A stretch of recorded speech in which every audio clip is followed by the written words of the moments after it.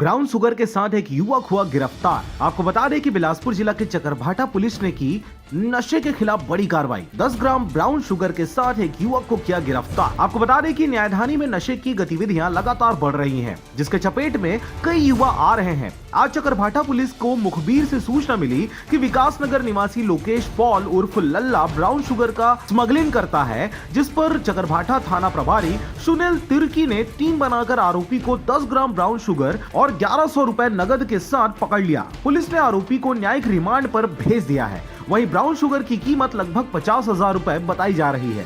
एक व्यक्ति संदिग्ध अवस्था में मिला, जिसके बारे में सूचना मिली थी कि उसके द्वारा कुछ नशीला पदार्थ जो है विक्रय करने की उससे वो घूम रहा है। उससे पूछताछ करने पर उसने अपना नाम लोकेश पाल और भाटा का निवासी बताया।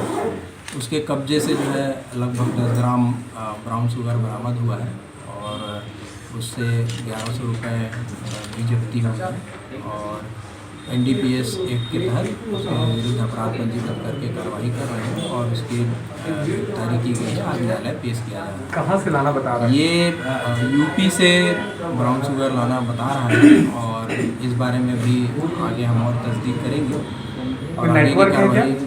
अभी उसके विषय में विस्तृत जानकारी नहीं है। आगे उस पर हम वर्क करेंगे और जैसी जानकारी आएगी उसी हिसाब से कार्रवाई करेंगे। ये तोरवा में जो बिलासपुर से रविंद्र टंडन की रिपोर्ट, RJ रमझाझर।